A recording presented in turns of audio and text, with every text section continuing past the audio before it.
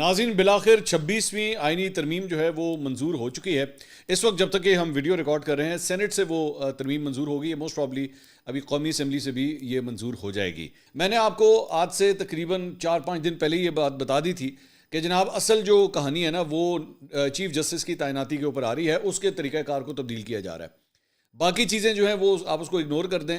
سب سے امپورٹنٹ بات یہ ہے کہ اس کے اوپر حکومت کا زور جو ہے وہ اس بات کے اوپر ہے کہ نئے چیف جسٹس کی تعیناتی کا اختیار جو ہے وہ پارلیمنٹ کے پاس آنا چاہیے. سینیورٹی کا جو طریقہ کار ہے جس کے تحت نئے چیف جسٹس بنتے ہیں وہ طریقہ کار جو ہے ختم ہونا چاہیے. تو 26ویں آئینی ترمیم کے اندر جو ہے وہ اب یہ نیا طریقہ کار جو ہے وہ سامنے آ گیا ہے. اس کے علاوہ آئینی بینچ جو ہے وہ بنایا جائے گا. آئینی عدالت جو ایک سیپریٹ عدالت تھی وہ نہیں بن رہی, آئینی بینچ جو ہے وہ بنے گا. یہ بات بھی پچھلے چند دنوں میں آلریڈی سامنے آ چکی ہوئی تھی. اور آئینی بینچ کی تشکیل کے لیے ججز کا اختیار جو ہے جوڈیشل کمیشن کے پاس ہوگا. جوڈیشل کمیشن میں چیف جسٹس پاکستان سمیت 4 سینئر ججز, 4 پارلیمنٹیرینز جو ہیں اس کا حصہ ہوں گے. 2 قومی اسمبلی اور 2 سینٹ کے ممبران جو ہیں جوڈیشل کمیشن کا یہاں سے حصہ ہیں. وہ جو 4 ہیں اس میں سے 2 ایم این ایز ہیں اور 2 سینیٹرز ہیں. وزیر قانون اور اٹارنی جنرل بھی جو ہے وہ جوڈیشل کمیشن کا حصہ ہوں گے اور ایک نمائندہ بار کونسل کا ہوگا. اور ایک اسپیکر کی جانب سے نامزد کردہ خاتون یا اقلیتی رکن جو ہے وہ بھی اس جوڈیشل کمیشن کا ممبر ہوگا. آئینی بینچ کم از کم 5 ججز کے اوپر مشتمل ہوگا. تو یہ اس کی فارمیشن جو ہے وہ اس طرح بن رہی ہے.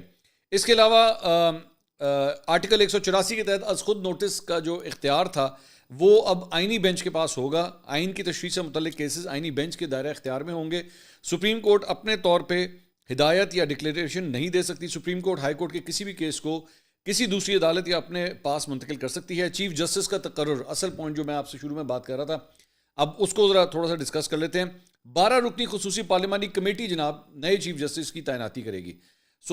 منصور علی شاہ صاحب جو ہیں ہی still in the running, at least آپ یہ نہیں کہہ سکتے ان کو نکال دیا گیا ہے. ہی اسٹل ان دا رننگ. ان پہلے جو بیسکلی 3 سینئر 3 ججز ہیں تو ان کے اندر ان میں سے جو ہے وہ چوز کیا جائے گا. ویسے جسٹس یحییٰ افریدی کا نام جو ہے وہ سب سے زیادہ لیا جا رہا ہے کہ ہو سکتا ہے کہ ان کو یہ عہدہ ملے, لیکن وی ڈونٹ نو. آبویسلی جب تک کوئی اناؤنسمنٹ نہیں ہوتی تب تک we can not decide that. ایک بات. دوسری بات یہ کہ سب سے پہلے جو سینئر موسٹ جج ہیں ان کے بارے میں ان کو ڈسکس کیا جائے گا. اگر وہ انکار کر دیتے ہیں تو پھر نیکسٹ کے اوپر جایا جائے گا اور پھر اس کے بعد اگلے کے اوپر جو ہے وہ جایا جائے گا. چیف جسٹس کی جو مدت ملازمت ہوگی وہ 3 سال کے لیے ہوگی. ان کی عمر کی بلائی حد جو ہے وہ 65 سال مقرر کی گئی ہے اور اس کا تقرر کمیشن کرے گا. اور ججز تقرری کمیشن ہائی کورٹ کے ججز کی سالانہ کارکردگی کا بھی جائزہ لے گا. اس کے علاوہ اس کمیٹی میں یہ جو چیف جسٹس کی تعیناتی کے لیے جو ہے وہ 3 سینئر ججز میں سے جو بنائی جائے گی اس کے لیے 12 رکنی کمیٹی قائم ہوگی. کمیٹی میں 8 ایم این ایز اور 4 سینیٹرز جو ہیں وہ شامل ہوں گے. کمیٹی 2/3 اکثریت سے چیف جسٹس پاکستان کا نام فائنل کرے. اچھا, یہ 2/3 بڑی امپورٹنٹ بات ہے, ٹھیک ہے, کیونکہ اس کی جو فارمیشن بن رہی ہے وہ پارٹی کے تناسب کے مطابق ہی بنے گی. تو یہاں پہ اب جو 2/3 ہے اس کا مطلب ہے کہ مولانا فضل الرحمان صاحب کی جماعت جو ہے نا ایک مرتبہ پھر بیچ میں اپنا رول ادا کر سکتی ہے. 2/3 میجورٹی آپ کو چاہیے. اور اس کے بعد جو ہے وہ کمیٹی 2/3 اکثریت کے بعد نئے چیف جسٹس کا نام جو ہے اس کو فائنل کرے گی اور اس کے بعد اسے وہ وزیر اعظم کے پاس بھیجے گی. اور اس سے پہلے جو ہے وہ چیف جسٹس کی تعیناتی کا اختیار جو ہے وہ وزیر اعظم کے پاس ہوتا تھا, اب یہ پارلیمنٹ کے پاس آ جائے گا. تو مین جو وہ شقیں ہیں وہ یہ ہیں.